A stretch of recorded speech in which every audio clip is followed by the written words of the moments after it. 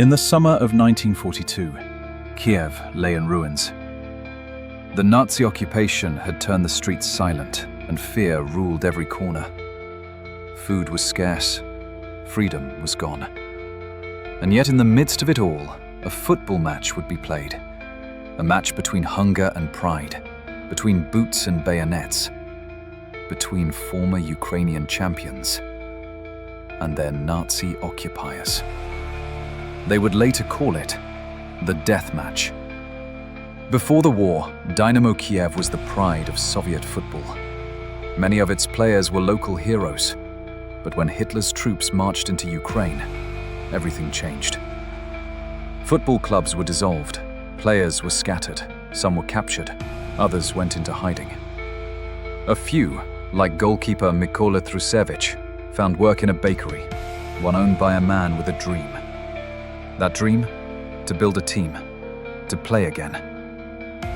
They called themselves FC Start, made up of former Dynamo and Lokomotiv players. And despite the war, despite poor diets and torn boots, they began to play again. Local teams, military teams, German teams. And they won, over and over again. That's when the Nazis noticed, and they weren't happy. A team of Luftwaffe officers, playing under the name Flak Elf, was assembled to put the Ukrainians in their place. It wasn't just about football, it was about power. The message was clear: lose, or else.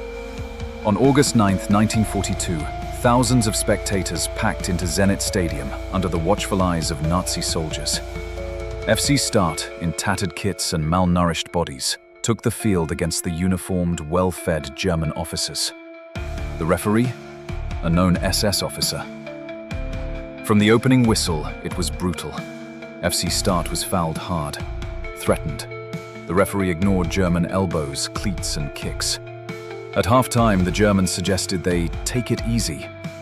But FC Start came back swinging. They scored, and scored again. Final score, 5-3. The Ukrainians had humiliated the Luftwaffe, and they didn't celebrate. They knew what might come next. Days later, Gestapo agents arrived. Several FC Start players were arrested and interrogated. Some were tortured.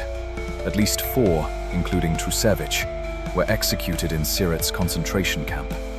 But one truth remained. In a time of silence and submission, these men chose defiance.